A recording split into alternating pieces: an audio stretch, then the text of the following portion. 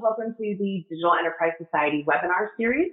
If you can hear me okay, if you just type for me in the questions box, a quick audio check, just want to make sure everybody can hear me all right and that we're coming clear. I appreciate it. Just let me know if our audio is clear.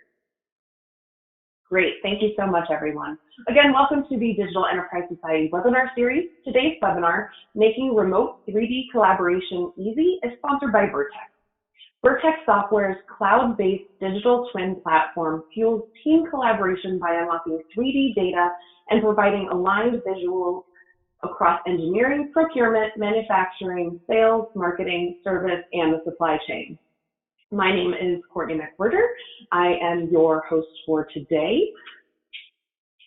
If you have any questions about the Digital Enterprise Society or getting involved with the organization, I encourage you to contact me. I'm happy to help.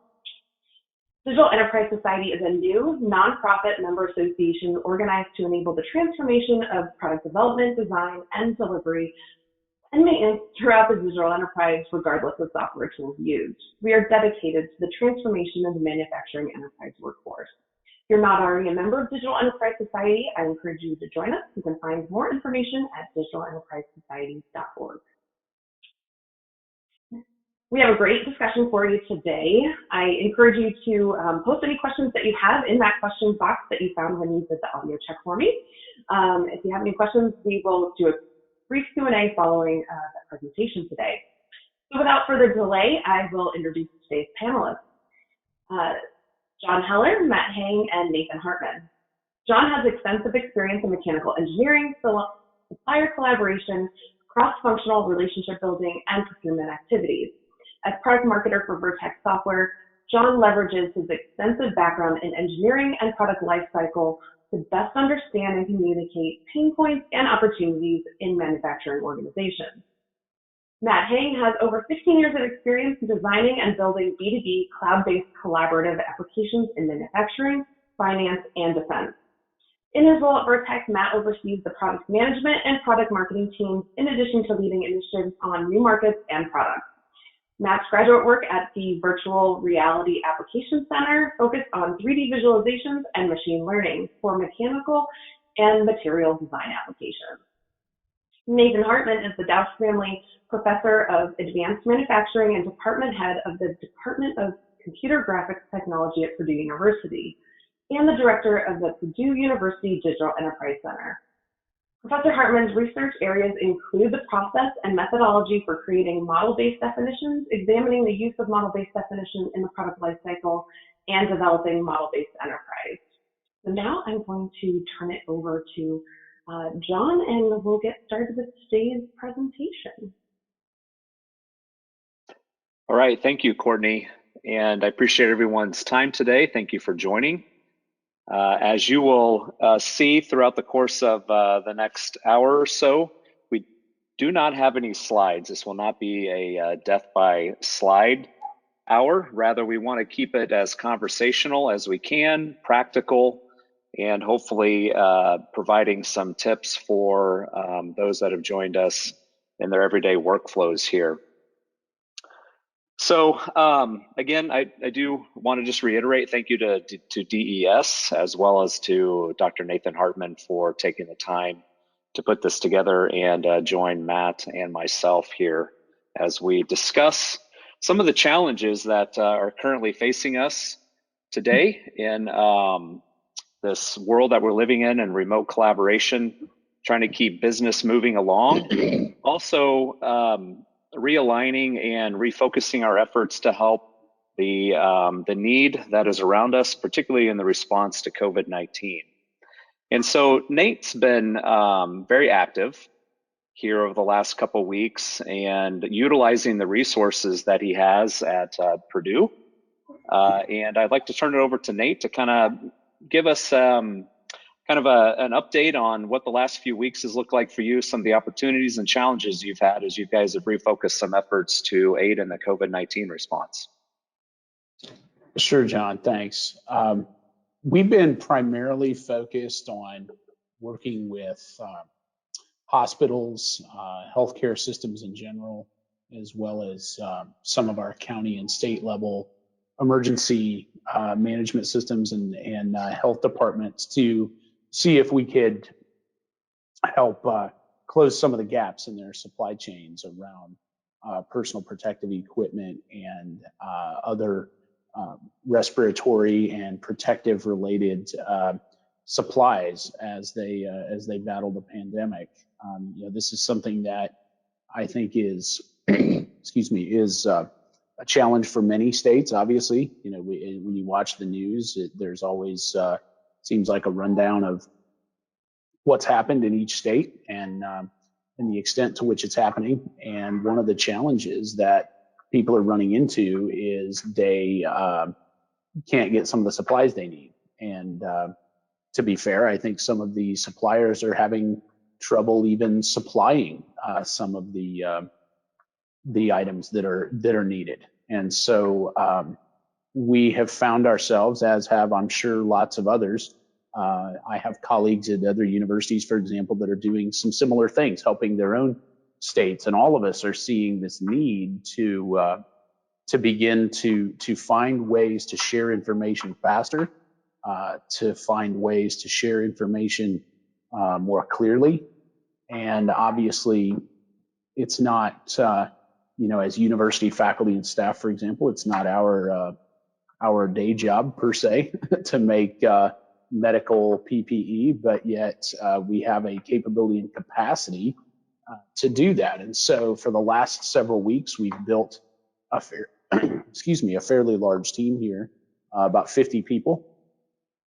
And it's across 6 of the different academic units and 5 of the different production research labs. And so we find ourselves often sharing data in a visual form, trying to collaborate with each other by online mechanisms because we have to practice social distancing and the like. And so we are using a lot of the very same tools that companies would use during normal times to design and manufacture products, but we're using it out of necessity, in this case, to design and manufacture the personal protective equipment.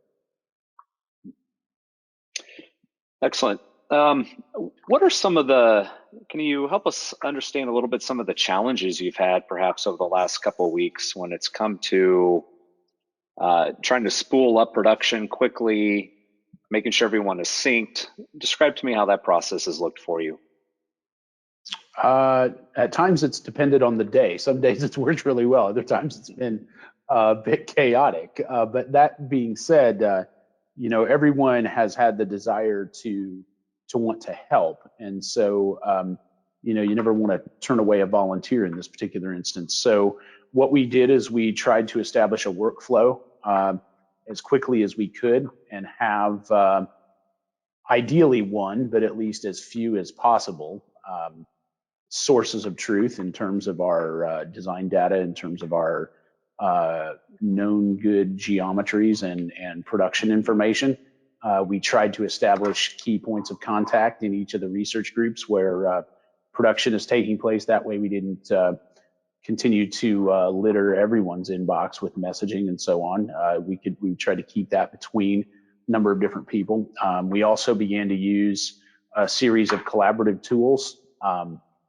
We've used online teaming products. In some cases, they don't look a whole lot different than the webinar platform that we're on right now. We've used common file repositories, set up things like version control and access control, design control, so on and so forth for the items that are there, trying to separate CAD models, if you will, design models from the production data that people need, and essentially releasing production data for people. We have used some other collaborative tools that are more specific to design models and so on. And so we've tried to set this up in a way that allows us to streamline communication, because literally we've gone from a bunch of people sharing emails about how they wanted to help about 3.5 weeks ago to now being able to produce hundreds, if not a little over 1,000 of these various items per day. And so, it's not as lofty as a manufacturer who makes these things as their core product, but certainly it's not a small number either. Right. Yep. Good. Well, I know you have a couple of items that you would like to show. If you would kind of just describe some of the things that you guys are working on right now in your facility, describe how you're able to meet some needs pretty immediately and in front of you here with some of the items that you're manufacturing. Oh, okay, sure. Well, here's an example of a set of the glasses that we're creating. The frame here is made in one of three ways. This gray frame is made by either 3D printing or laser cutting or water jet cutting. So, there's a couple subtractive processes and one additive process. The lenses that you see here are made out of rolled plastic film, and we have roll-to-roll cutting capability in one of our labs. So it's very similar to the way traditionally newspapers were made on those roll-to-roll presses. Well, instead of putting ink on paper, imagine a laser, if you will, cutting out the flat pattern for these lenses. Right? Same thing on this face shield as well.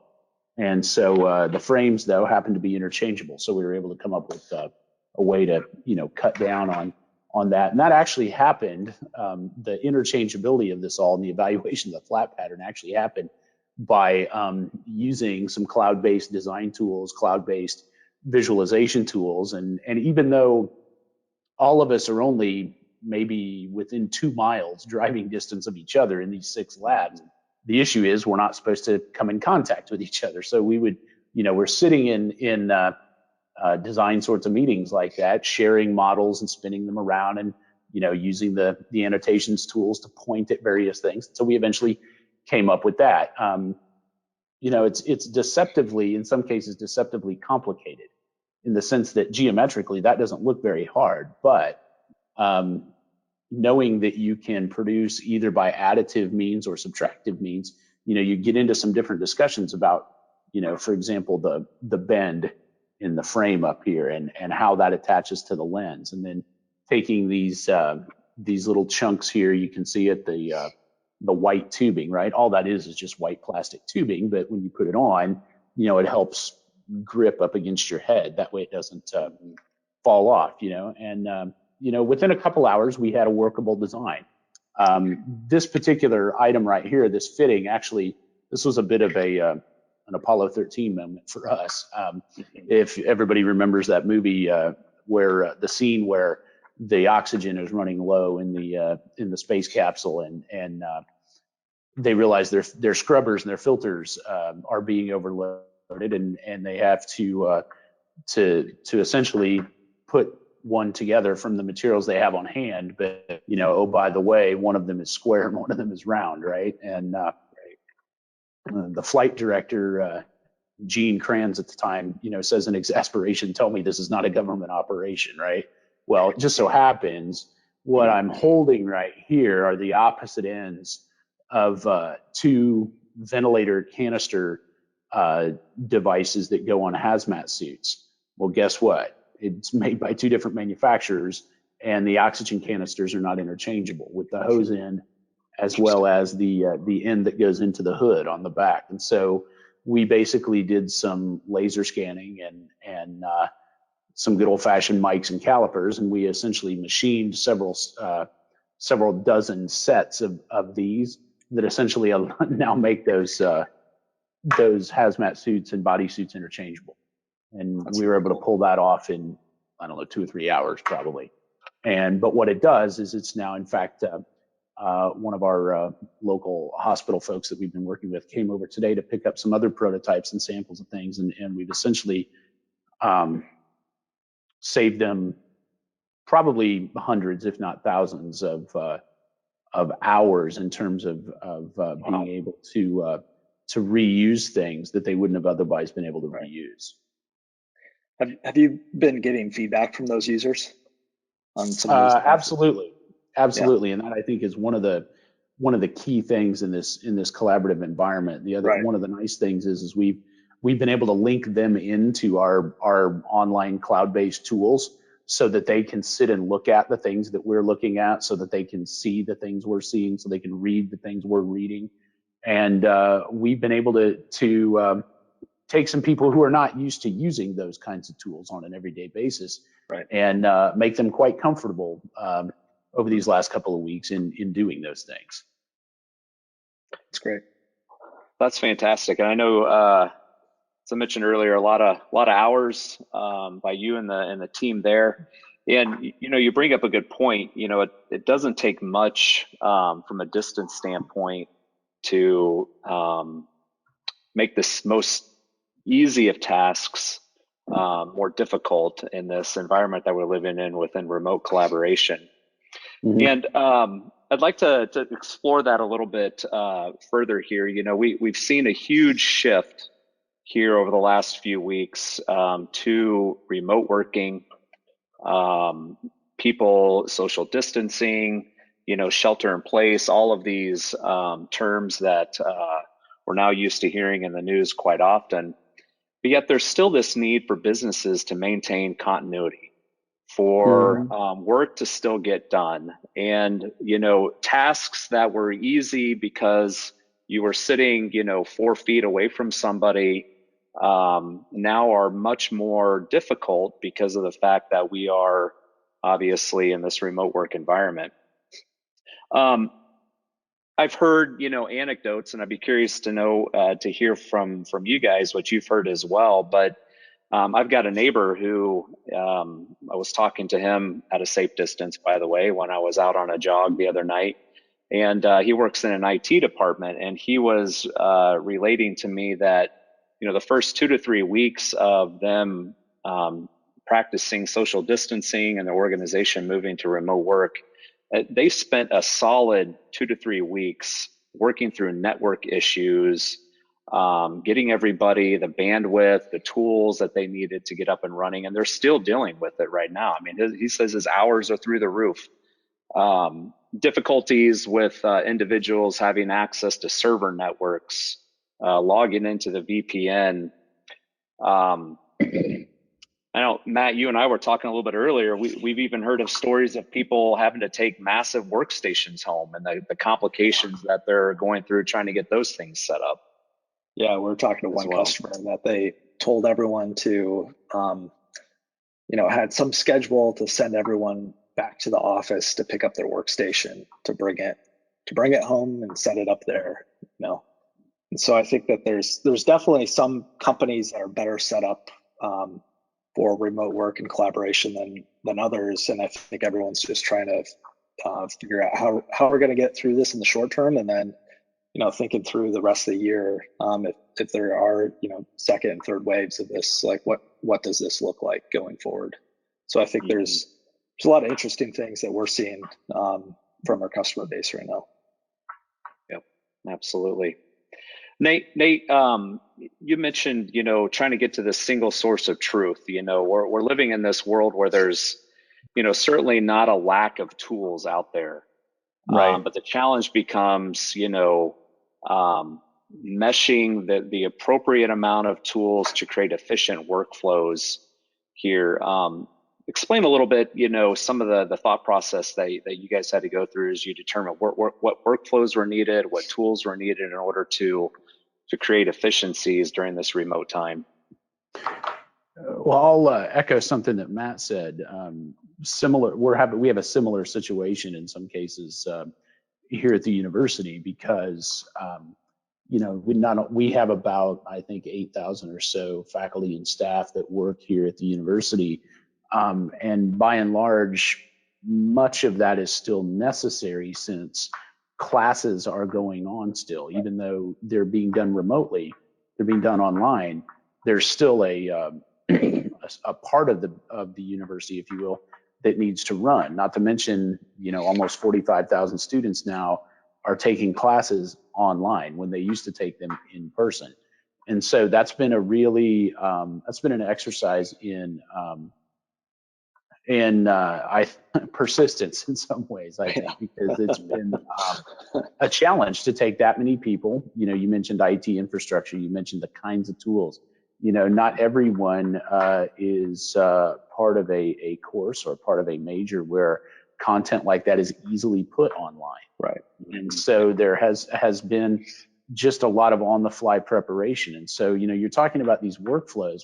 I would say, to me, it sort of distills down into a couple different layers. There's a basic communication layer, sort of what we're doing now by way of this webinar, where the communication needs to be synchronous.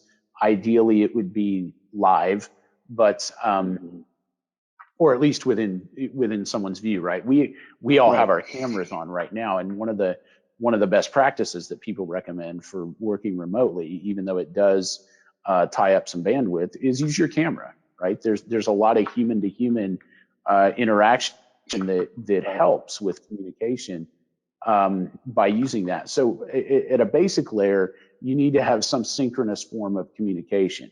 The next layer is an ability to somehow demonstrate or show or make a visual communications mechanism that is not, it may not necessarily be by way of a camera like we are today, but some sort of ability to share, whether it's a document, maybe it's a model, maybe it's a spreadsheet, whatever it is, whatever the information is that you need to share, the ability to share it with whomever might be in the call or in the meeting. And so, again, the simple adage of a picture's worth 1,000 words, right? The ability to show someone what it is that you're talking about is critically important. And then the third layer is some sort of asynchronous layer where information can be shared. Maybe it's an email message that is really more of a summary. People can read it at their leisure. It doesn't have to be communicated right now. Maybe there's a document repository where, end of week reports or, some other newsletter possibly is put. So those are the kinds of things that I think people need to think about, is those different layers of communication and how they work together. Right. Yeah. One thing that I've been working with remote software teams for about 10 years now. And, I think when part of your team's remote, you just have to be more intentional than you normally are about communication. For sure. Thinking through designing your communication channels, like frequency, how often.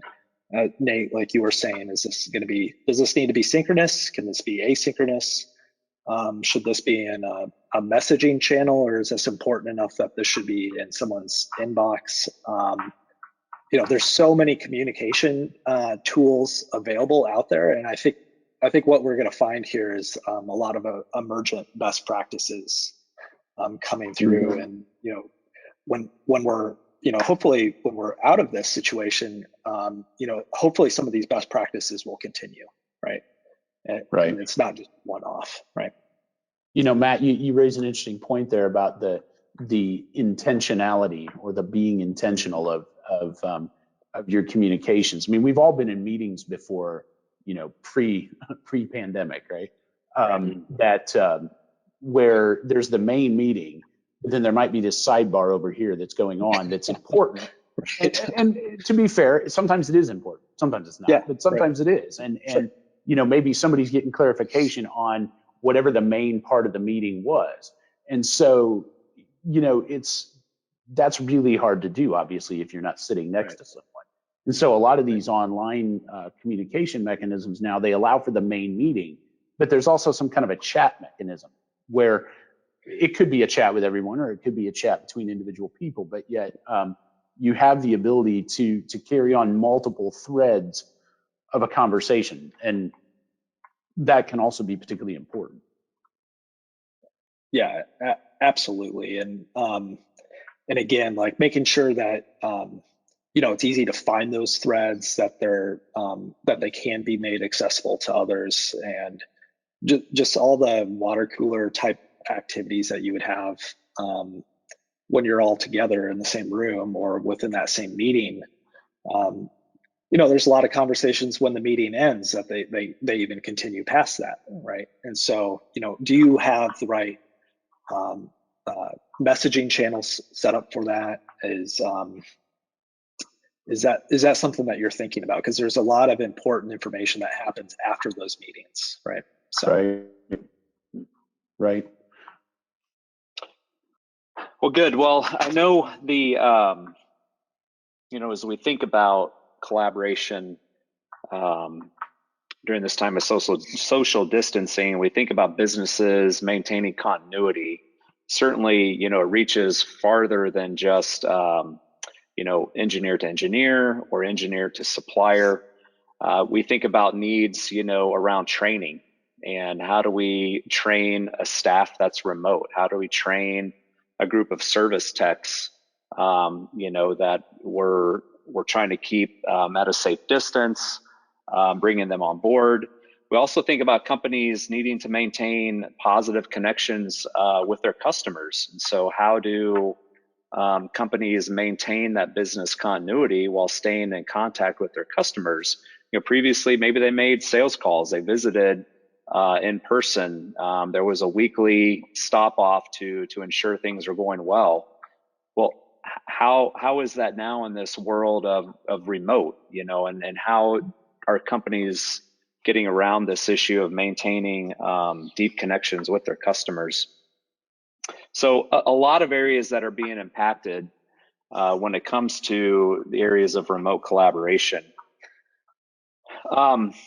What I'd like to do now is shift into, Nate and Matt, you guys talked and laid out, kind of some foundations for, design reviews, for online collaboration, and some of those pieces needing to be there.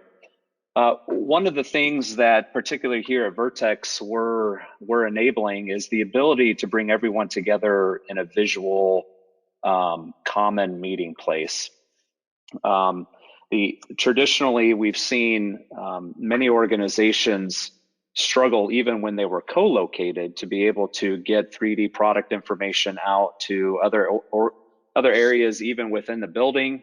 And certainly now that's been compounded. And so if we come back to sort of this element of a design review, and we think about the preparation that has to go into the design review, typically when we're sitting in a design review, perhaps we're sharing somebody's screen.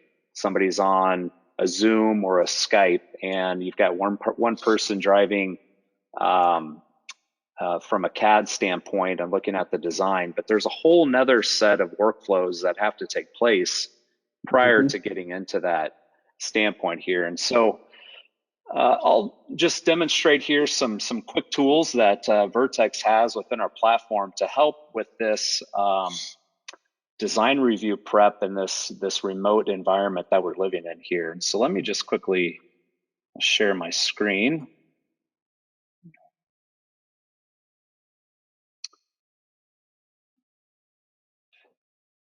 Okay.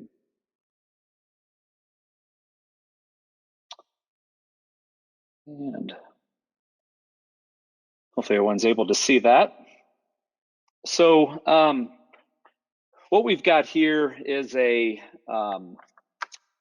platform where organizations are able to place their 3D product data in a spot where it is accessible by anyone on any device. And you can see here, it is a web-enabled browser login. And when you're brought into the login screen here, you're brought into a collection place called a My Workspace spot. And I might point out here that there's no software that needs to be downloaded to be able to get into the Vertex platform and start collaborating with your 3D data. We are a 100% cloud-based solution, and I'll get into a little bit of the specifics on how we enable the performance to scale up and size a model and a number of users. But let's imagine that you've got some information, you're remote, and you want to put your 3D model out in an area where a group of collaborators can collaborate on it in preparation for a design review. You can bring in your information into the Vertex platform in a couple of different ways, one by clicking this import button or by APIs that we provide to be able to sync your data at your predetermined timing. And there's a couple different lists here to show you. One is you'll have all of your 3D models here that are available to you that you've imported into the Vertex platform, as well as your stories. And we talked a little bit earlier about the need to put together information in a way that is easily consumed by your collaborators. And so a story is one of those methods that the Vertex platform has, and being able to put together design information and address issues leading up to a design review. And you can see here I'm in this story, which is a collection of 3D snapshots. You can see here these aren't just static 2D images, and this story was put together to talk through a couple different design issues around this wind turbine. Got some issues here with the gearing. Another example that we could pull up here, perhaps to demonstrate the power of the platform of being able to interact with any size of model. Here I've got a submarine, and perhaps I want to put together a story to be able to collaborate with a group of individuals about some of the issues I have with, or the questions I have with space IO clearance, for example. So another one that we talk about as well is being able to stay connected to your sales team. If I were to look here at perhaps this model, you can see we've got a concept car in here. And again, to remind everyone, these are fully interactive 3D models, complete with your bill of material for what is shown visually in this model viewer. And here, as we step through these snapshots, you'll notice that we've laid out a couple of different designs of wheels and rear spoilers in the back here, as I draw your attention to that, and flipping through them again to be able to give a potential customer an idea of what a particular option might look like. Obviously, we're in this time where companies are as well trying to figure out how they can provide information to others who might be able to aid in the manufacturing of ventilators. And here would be a sample story that we've put together to illustrate how collaboration can be made easy in trying to spool up some manufacturing to be able to assist in the ventilator response as well. So multiple ways for companies to be able to collaborate and interact, to be able to relay information, to solve issues, to prepare for design reviews, and to keep business moving. So why don't I just show you real quick here how easy it is to put together a design review via a story here. I'm going to pull up this supercar, and I'll go into here to version 1, and let's step through the scenario here where I'm working to put together some information about a brake that I'm having some brake issues with. And I've got the full bill of material here, so I know that it's made by a particular supplier, so I'm able to use the metadata that came in with the 3D model to be able to search by supplier. And I will search by Wildwood.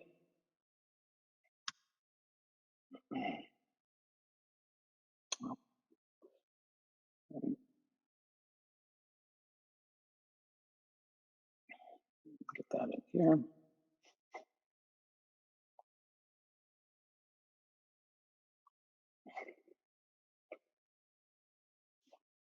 There he is. And now I know it's this right front caliper, so I'm going to do a show only selected to bring that into view.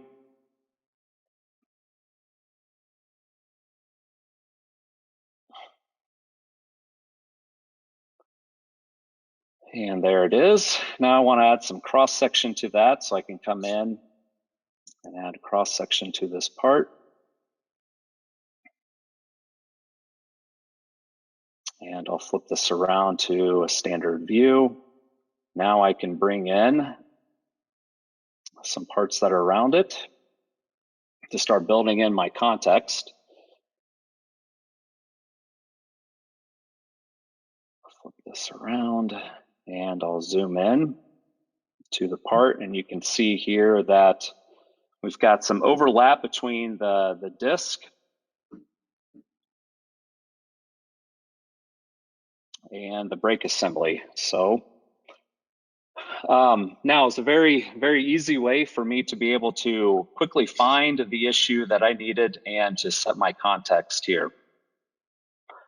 Now I've got this issue resolved, or not resolved, I've got this issue put together. I've collected a couple of different snapshots.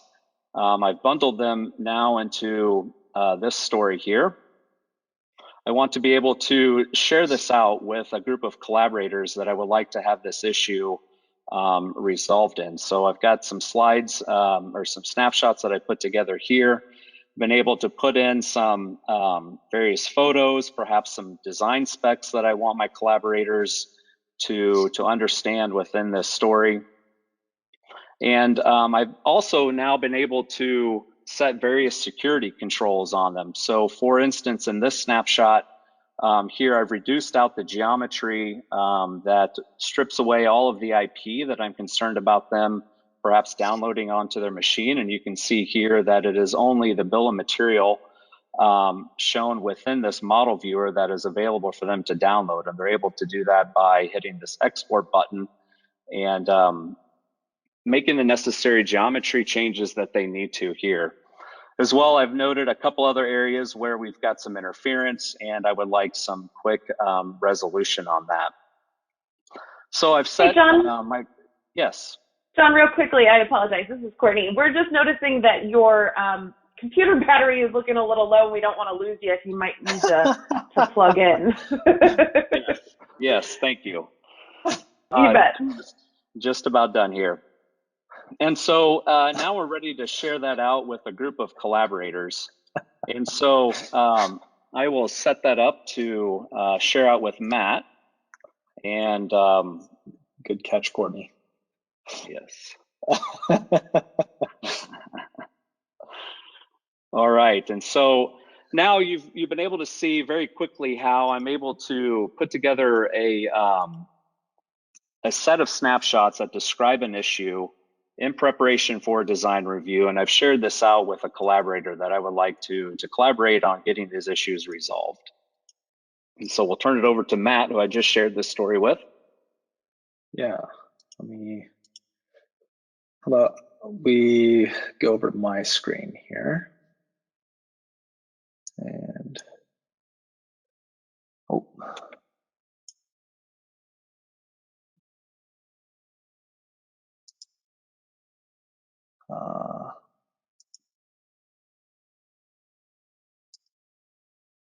Actually,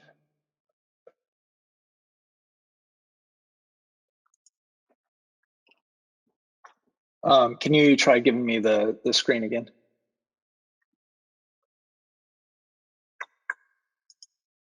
I'm currently showing you as the presenter, Matt. So if you go to in the panel, you can see the share screen button. All right. You guys have my screen now? Yes, sir. Yes. Okay. So John just shared out this story with me. So think about we've had some customers using this type of functionality to do in place of a physical walk around on a new product that you might instead start to do something that's a virtual walk around or a virtual walkthrough of a new design. This is my email client. I'm going to open up this email notification that I received when John shared with me. So this is very similar to other cloud-based tools out there. If I click Open Story, then I will just get hyperlinked to that 3D design review. And now I can start to, again, without a CAD or anything, on my computer, no installed software, just with a web browser. Now I can start to go around and look at the same model that John was just sharing on his screen. And so I can flip through some of these 3D snapshots here. This particular snapshot, again, everything, these are not 2D images, but 3D. I can come in here, get a new view, get a new context. I can even, add a new comment with a new snapshot from a different angle in here. Thanks, John. Please address the issue and send me the new design.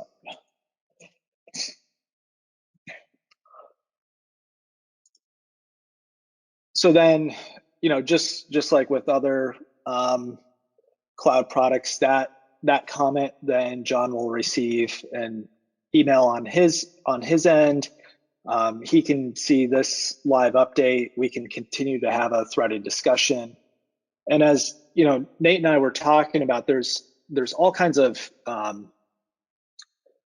mediums of communication here. So if you think about, it would be really easy for me to jump on with my actual CAD package, screen share, kind of like what we're doing today, and then work on an issue.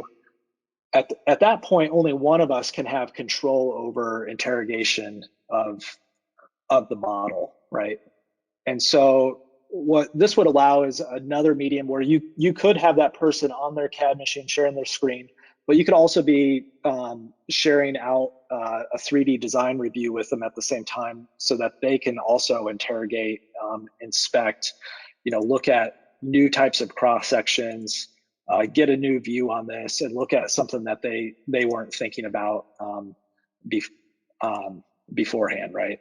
And so, with that, I think what you'll see, and we see this with just software development in general, along with software design, is you're constantly moving in and out of these mediums, and so we could give all this feedback to John through this medium. He could go back and update that, and let's say, for the rest of the day, he works offline on resolving some of these issues. And then once it's updated, then he can reshare out before he calls it quits for the day. I was going to say go home for the day, but this is another thing that everyone's struggling with. When do I call the end to my workday, right? So when he calls it quits for the day, then I can get that update. I can look on my I could even look on my phone before I go to bed, and read through some of those same issues. I'm gonna bring over my my mobile phone here, and so this same story you could also get on your mobile device and open that up, just as we were doing here before. Pull up all those comments that we were just making. I can continue that work stream throughout the day, rather than trying to get up another synchronous meeting that takes up everyone's time for at least a half hour to resolve something small. So with that, let's pretend John has then updated this clearance issue that we were seeing here before. So what John can do is then back in his CAD is update this particular assembly, put in the new part, make the changes, and then have those changes import, like I said, through either uploading a new revision or using our file sync utility. And then if he does make that update, and I think, John, you're gonna I did. Yep, I just updated. Right. So now, let's see, if I come back to this particular, now this issue that we had before is resolved. There's no longer a clearance issue with that particular assembly. So, working through these iterative design issues very, very quickly, going back and forth between these various forms of communication. Another thing that I often see people do is, this URL is unique to this particular view. So if you are using a messaging tool like Slack or Microsoft Teams or whatever it is, you can copy and paste that particular URL, put that in a chat message, and then link directly to that as almost as if it's a 3D bookmark. That way, people are not trying to recreate the same view with the same subset of the assembly with that same cross section. Everyone can just jump to the same context very, very quickly. Yep. Anything to add to that, John? Nope, nothing to add there. I believe we do have some time left over here to field any questions that anyone would have.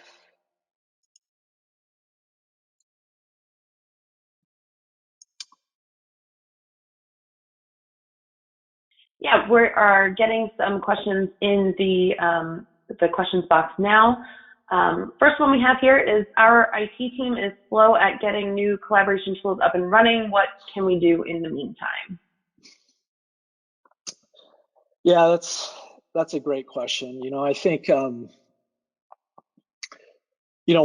thing that we've heard that I think it's important to, regardless if it's Vertex or some other tool, I think IT teams are trying to become very agile with how their process is.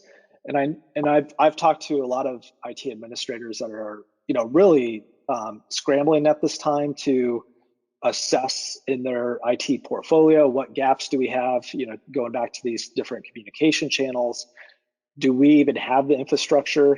One thing that comes up when we get that question, we're not a traditional CAD PLM type setup. There's no on-prem deployment. You're not buying hardware. It's not going to take you 6 months to get up and going. We're basically usernames and passwords. And if you wanted to try Vertex out, which we're having a trial period through the pandemic here to get teams up and going very quickly, we're certainly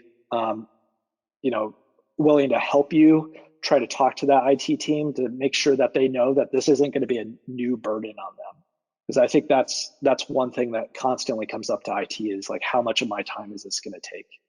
And we have things in place like, through single sign-on and user provisioning, audit logs and things like that, where we really do try to help the IT person as much as some of our end users.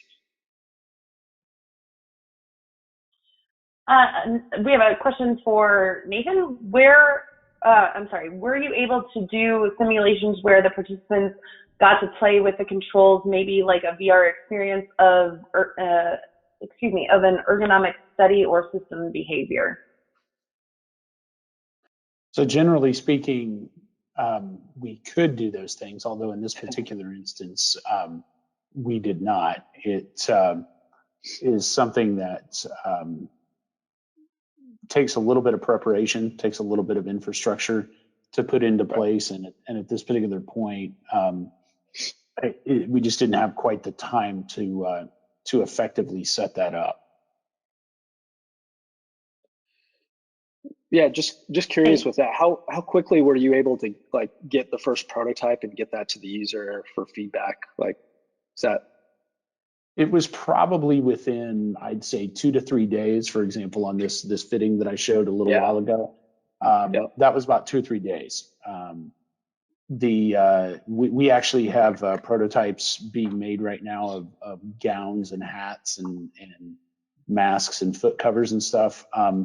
We have a few different versions that have been sewn together and constructed. In fact, just before this webinar, I had some folks pick those up and take them around to some of the various local healthcare systems. So before we cut any more pieces and before we do any more sewing, we want to see what the feedback on those is like. And so it's, feedback, I think contextually, Matt, in the context of this particular presentation, this particular webinar, I think feedback is one of those things that's important, right? It comes in many forms. Yeah. Right. And sometimes it comes synchronously, sometimes it comes asynchronously. But I think one of the things that is particularly interesting about the technology that that people are using in terms of virtual collaboration is that feedback is almost instantaneous, and it is highly transparent, and that is something that some people are really excited about, and sometimes people are not.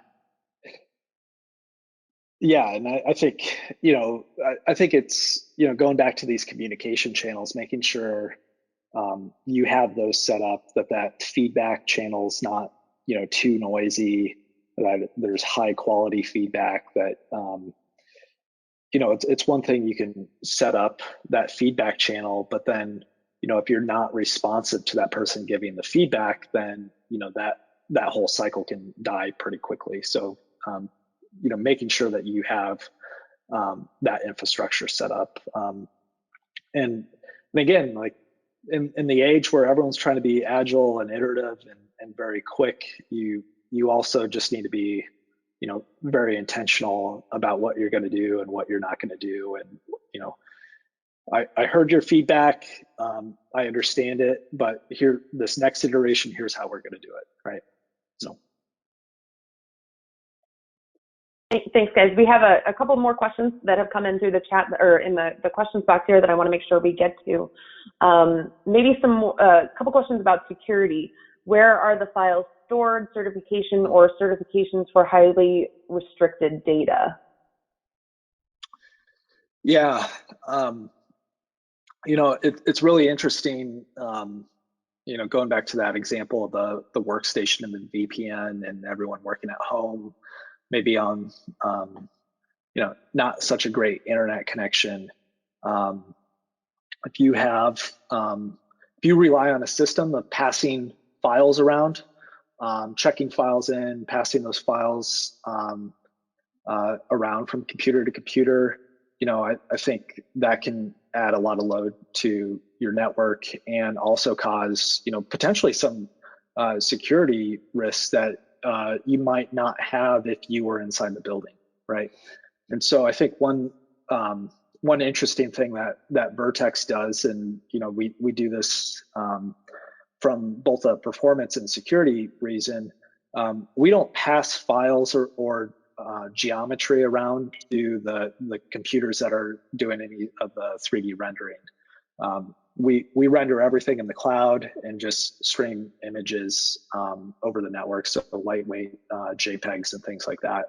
Very similar to how you would watch a Netflix movie, for example. Like the whole Netflix movie is not like being downloaded to your computer. You're just getting streamed images from Netflix, right?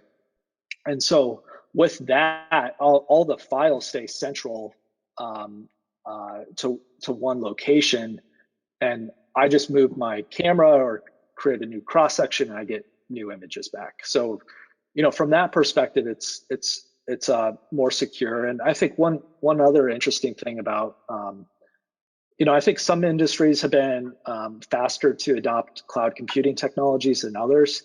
I think what we'll see here, you'll see a lot of IT teams start to think about instead of cloud as being a security risk, to cloud being an enabler for times like this and business continuity.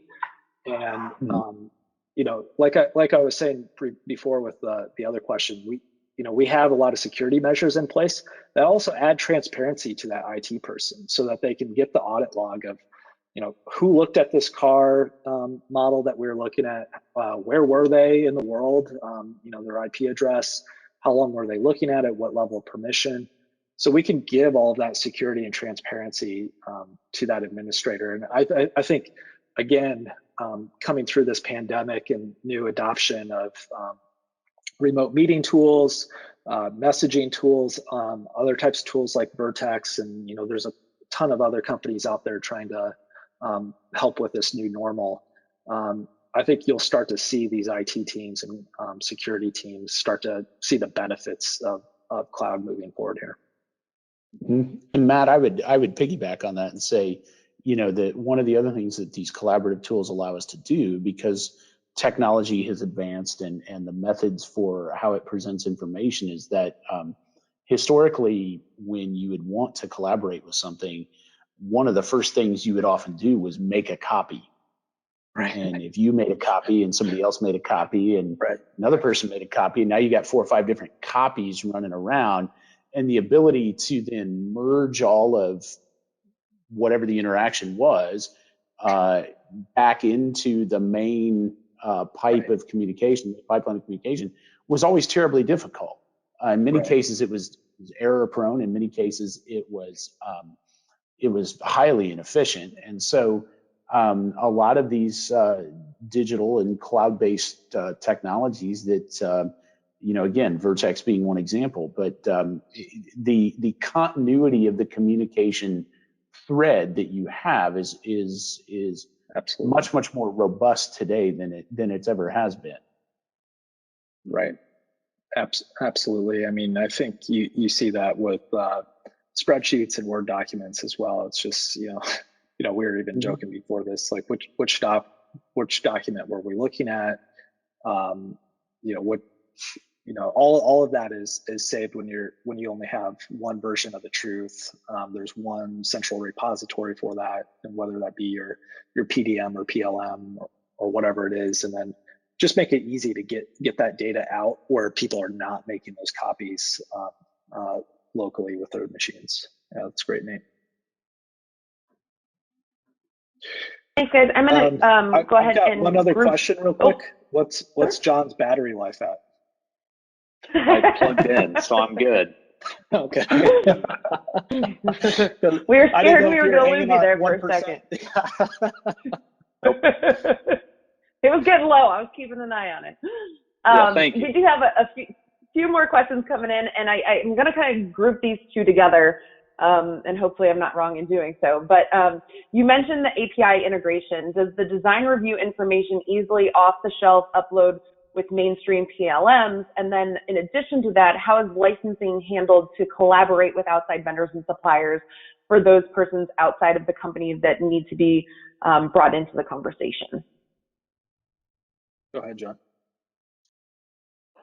Yeah, so we make it extremely easy, number one, to get the information into the Vertex platform. We handle all major native formats as well as the major neutral formats as well.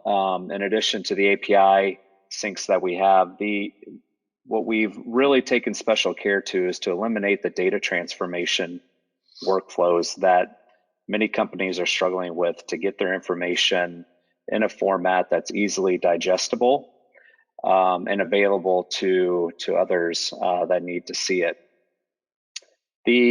If I understand correctly, the second part of that question was really around the latency of people interacting with that information outside of your organization. I think it was licensing, John.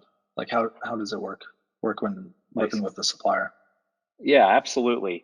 So as you saw me demonstrate there by simply sharing out a story with Matt, that story, when it comes into somebody who doesn't have a current login to Vertex, they will be able to get into that story and be able to interact with that story free of charge.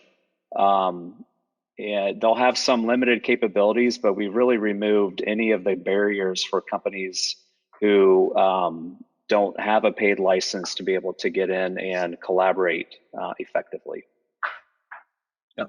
One thing I would like to add too, like, I know a lot of other companies are doing this, but we definitely want to be a part of, helping teams like Nate and other teams around the country try to address the pandemic issue. And so we have, we have a couple of programs in place if you want to try Vertex and get access to it and see if it can help through this. And then also, going forward, we've got some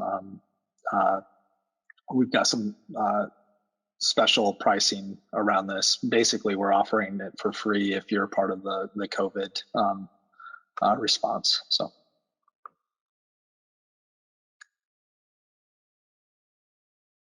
Excellent. Well, thank you all for joining us today. We are going to kind of wrap it up as we are at 2 o'clock. We did have a couple more questions come in. If you guys wouldn't mind sharing, I will send those additional questions over to you, and maybe you can reach out to those folks directly.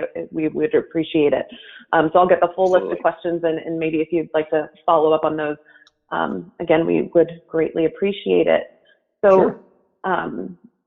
Thank you all again for your time today and your discussion. We really appreciate it. Thank you, Courtney. You're welcome. Thank you, Courtney. And thanks, Nate. And thank you, Nate. Very welcome. You're welcome. Thank you all. Stay safe. Just so our attendees are aware, all of our panelists today have been guests on the Digital Enterprise Society podcast. You can find the podcast on your favorite podcast streaming platforms, and new episodes are released every Wednesday. We also encourage you to join us for our next webinar, Mastering a Virtual Interview with Barry Vince, founder of Two Roads Professional Resources. You can find Digital Enterprise Society and keep up to date on all of our offerings by following us on Facebook, LinkedIn, and Twitter. Again, my name is Courtney McWhirter, Marketing Communications Manager with Digital Enterprise Society. If you have any questions about our webinar series, about our organization, or getting involved, please feel free to contact me. Again, Digital Enterprise Society is a new nonprofit member association organized to enable transformation of product development, design, delivery, and maintenance throughout the digital enterprise, regardless of software tools used. We are dedicated to the transformation of the manufacturing enterprise workforce. Visit us at digitalenterprisesociety.org to join and learn more. We thank you again for joining us today, and thank you to our sponsor, Vertex. Have a wonderful day. Thanks again. Bye-bye. Thank you.